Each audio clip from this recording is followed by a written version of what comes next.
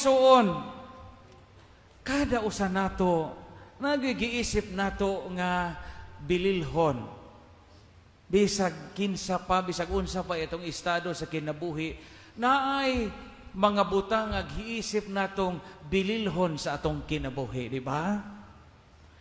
Kanabang giisip nato nga importante.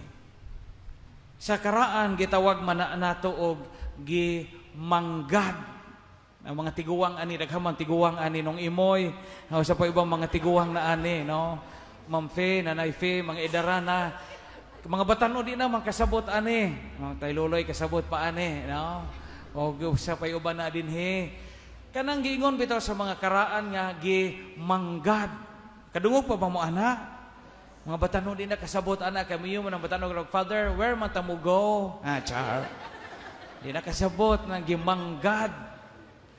Kanang gimanggad sa in English pa, gitawag na ganang gi-value nimo. Something or someone who is precious or who is valuable to you. Muna giisip nimong bahandi. Bililhon. Mao na sa gingon sa Ebanghelyo. Sa Ebanghelyo karon gahisgot og mga sambingay. Unya mga butang nga giisip nga bililhon sa ilang kinabuhi. Ang unang sambingay naghisgot kabahin sa usa ka bahandi nga na kubkuban. Gingon sa Ebanghelyo, nakubkuban. Apay laom nga pong ani kining giingon og nakuy-kuyan. Gamitan ni mga punga kay mawa ra ni og mga wa puta mga tiguwang. Nakuy-kuyan. Pero ang gigamit sa Ebanghelyo nakubkuban. Pero sa karaan ani, nakuy-kuyan. Nakakuy-kuy siya bahandi, treasure. Gilubong sa umah. Pagkakubkub ni siya, isang tabunan o balik. Diyan na ni kamot ang tao nga mapalit ni siya itong maong juta. Kay kahibaw man siya nga tuay, treasure nga na dito nalubong. Unya, ikaduhang sambingay, gahisgot o mutya. Sa English, ani nga version is pearl, perlas. Kanang naabito sa mga kinhason, nasa usa ka kinhason, di ba na ay perlas ana? Ijang gibalig sa ang tanan ni ja nga katigayunan aron maija ang maong mutya. Bahandi. Lain-lain ang mga bahandi nga giisip natong bililhon sa atong kinabuhi. Example, na may mga tao nga diin ang ilang gimanggad ang pagpangalagad sa simbahan. No? Kamo, choir, le minister, kami po mga pare. O sa may giisip natong bililhon nga mga nangalagad sa simbahan, ang atong pagpangalagad kanunay. Mo bitaw no ngano nangalagad mo sa simbahan sa may sweldo ni Diyan mo kasabaan pata usahay sa pari o magkalisod. Kita pa'y mo plete mga gasto tag seminar, sos kita pa'y mo plete mukuot sa atong bulsa, usahay kita pa'y mo shoulder sa atong kaon, pero mo unsa may atong istorya mo yon ta usahay sagdilaman sa Ginoo man ni. Galangan mo panahon.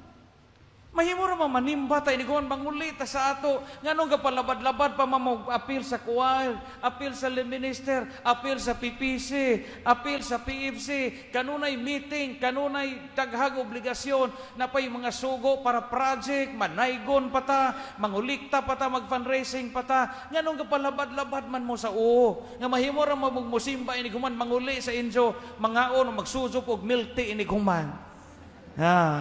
Pero nganong hinggahin matag panahon kay giisip nato ang atong pagpangalagad sa Ginoo nga bahandi. Amen. Nabito mo bitaw ni awayan usahay sa mga magtiadyon. Labi na ka na makabana og irehes.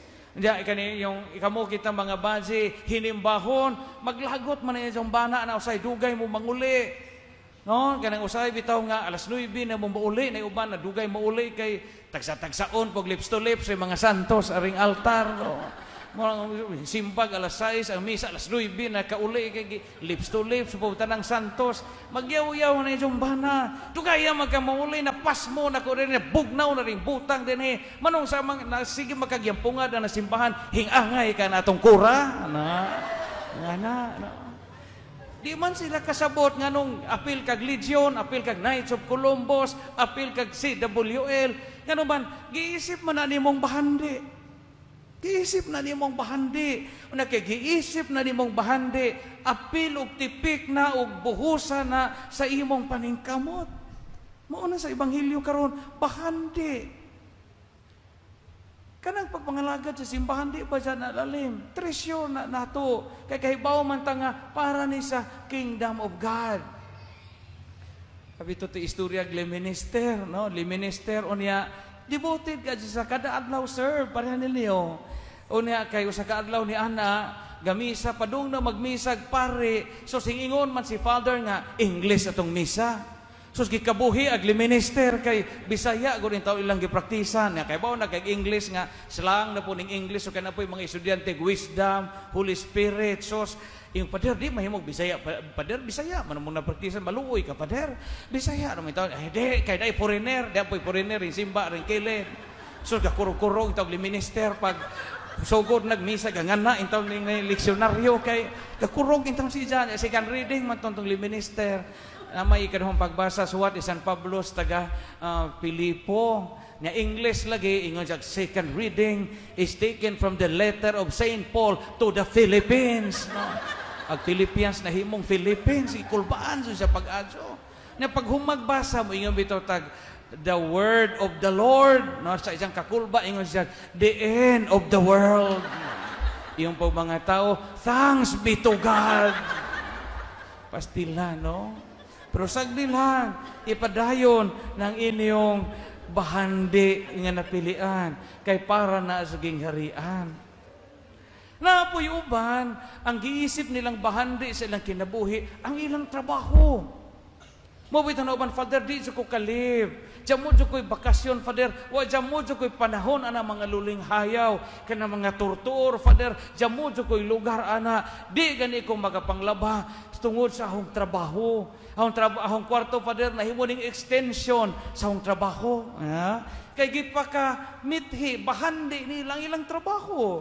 Maway gipaka manggad ang ilang trabaho. Mabitaw ko no nga natukod ng mga slogan nato tungod sa atong commitment sa atong trabaho. Na sa post sa Facebook nakita na ho ingon dito ang pulis ko no, ang slogan ko no sa mga pulis ilang trabaho, no pain, no gain. Nindot po no. Una ang mga army ko no, ang ila pong slogan tungod sa ilang commitment sa ilang trabaho, no retreat, no surrender. Piskay po. Ang mga pulis, naapod sila slogan sa ilang dedication, sa ilang trabaho. Ang pulis ko no, ingon din, ang Marines, mga Marines, no gods, no glory. Ang mga security guard, wa po paalkansi. Ingon ang mga security guard, no ID, no entry. Ang barangay tanod, wa po paalkansi. Ingon pag barangay tanod, why kape, why duty. So commitment sa atong trabaho. Naagi something nga giisip nato nga bililhon. Ang uban, ang ilang bahandi, ang beauty. Di man po nasa. Kay imo man ang bahandi. Mabita ng ubang mga tao, mahadlok, matiguang. Musugod na kaputi ang buhok, tunawon o bali. Kay beauty, nindot mo na. Kay ang beauty, hinatag mo na sa Ginoo. Is kaya naman yung kamot po tang dita matiguang. Musugod na kasapsap ang siko, bairo na po balik. Bairo ang siko. O musugod na kataktak ang pilok, sos mo palit og pilok. Ang ilong umusugod na kalapad, butangan na po laing ilong, injeksyonan, murag-murag bay, o putsukan, o tambabuan, o sahain. Masubraan, no? Bahandi na nato. Diya ba ito yung istorya, kaya nung giwalin na sa kadre, no, pagpista. Nay usa ka laki nga gibuwagan og asawa kay maot og naong. So bidaon ka jud dagway, apiki jud naong nga jud. Napiki unsa laki. Kaduha na ito sa bijaig asawa. Motong gapujo si jang inusara. Pag inusara ni jang pujo, lonely isang kinabuhi. Kisa po po'y malipag ikaw sa kapujo. Magluto sa igo ra ni siya, maghinlo siya, matug mo mata. Siya ra usa. Sa kadaw nang hinlo siya sa katri, kay isang katri, bansing ko katuig na pong mahinlo No, gitug ka, ng mga lawa-lawa, o gitug ka, nagmonggos, no, isang katri. Sus pagpanghinlo siya sa katri, sa uhan, sa headboard. Wala siya kay bo nga, diham day dawindi, kapujo, no, kailan mo dawindi, no, kanang taong gamay, no, nga malignant creature ko na. Hing istorya dawindi ni Jaingon nagduwindi, uy luuya makabrad. Sus malipayon unta ka og wa pa kabijaig asawa kaduha na magkabijaig asawa brad. Aho kang lipayon. Gilipay ni Jayo kung sao man nimo paglipay naho. Tagaan ka naho og tulo ka chances nga ma-fulfill imong wish. Naa kay 3 wishes nga ahong ihatag nimo. Pag wish og tulo kay ahong ihatag nimo, ingon siya, sige. Una na hong wish, gusto kong madato. So sa usalang kapag pamilok, sa usalang kapag pamilok, di kinadaghan ng kwarta. Hapit ko siya maligid, hapit siya madatugi, kinadaghan ng kwarta. Iyon nagduwindi, lipay na ka, lipay na ko duwindi, napay duha. Yung second wish, ingon agtaw, duwindi, gusto kong maadyo sa ahong sakit, kay hubakon ko, akdon ko bisag musaka kong hagdan. Ingon po, duwindi, sige, ginhawag laom. Pag ginhawa ni Jaglawom, sos, tang-tang tanang kugmo, tanang sipon, tanang hukaw, o tanang plima nga, katong plima nga, luod na kaazo, tang-tang. Di dyan mo ganahan manihapon, ano yun. Tang-tang tanang plima. Sos, pag ginhawa, Jaglawom, tulid na isang ginhawa. Yung napay usa ka wish, malipay pa ka ani. Sige, wish number 3. Sos duwindi, gusto ko kong makaatog Cebu pero di ko kamao mo langoy. Mahadlok so kog tubig. Pag magtulay gikan dinhi sa Dampas, no. Pag magtulay gikan sa Dampas padong sa Pier 1, gikan sa Kanangkaan padong hadto sa Pier 1. Iyon nagduwindi matay di masilbi na pordoy ko na kinadakuan ang budget 5 kag taytayan gikag tagbilaran padong Cebu. Cancel. Pagkama og laing wish. Himog laing wish, ingon ag tao, sige, di man ka pwedeng tulay, na ilaing wish nga ipulin ako sa wish number 3, himo akong gwapo, kanang maggukod na ho na mga baji, kanang malipay na ho na mga daga, kanang maghilog dyan sila nako, himo akong gwapo. Tanaw na pagduwindi, matay, di mahimo, magtukod na naman tagtulay, bahalag milyon ang gasto, no? Di madhana imong naong. No? Bahandi. Si San Ignacio baya sa iyang kinabuhi, primero kay iyang bahandi, giisip ni siyang bililhon kay katumang iyang pagkasundao. Pagka knight, kabalyero. Kayong, in fact, nahimo siyang sikat nga manggugubag. Sa usa ka battle sa Pamplona dito sa Espanya, naigo isang paa o kanyon, balag kanyon. Unya gapaalim si Jawa, man si Jay laing mabuhat ang pagbasa sa kinabuhi sa mga santos ug sa Biblia. Nautro isang kinabuhi. Ang isang gidamgo nga masikat siya nga sundao, isog siya, sikat siya sa katilingban, a good night nga mo'y pinangita sa mga prinsesa atong panahona sa Espanya. Pero pagkaigo sa iyang paa, sa bula, sa kankyon, dito sa giyera sa Pamplona, nautro iyang kinabuhi. Pagkaazo ni Jah, gisurrender ni Jah ijahang espada dito sa simbahan sa Manresa.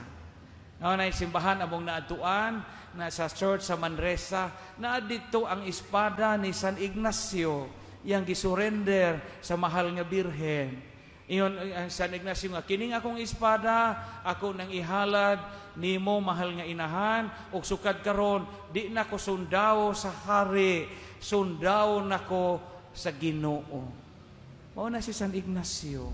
Og sukad di adto, nakakita siya sa iyang tinuod nga bahandi sa kinabuhi. Kita ka sa atong kinabuhi, kami nga pare, unsa may tinuod namong bahandi sa among pagkapari.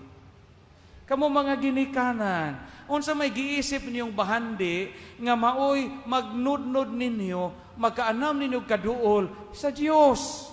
Parihas sa giingon ni Kristo sa Ebanghelyo karon nga gibidyaan nila ang uban aron makakita sila sa tinuod nga bahandi nga mong gingharian sa Dios. Kamo nga mga nangalagad sa gobyerno, kita nga nangalagad sa simbahan, nakakita ba kita sa tinuod nga bahandi nga maoy makapalangit nato? Kung makita nato ang tinuod nga bahandi nining kinabuhia, maunay giingon og nakatilaw na taggamay sa gingharian sa Dios. Pangitaa ang tinuod nga bahandi og ang tanan ikahatag nimo matud pa sa awit.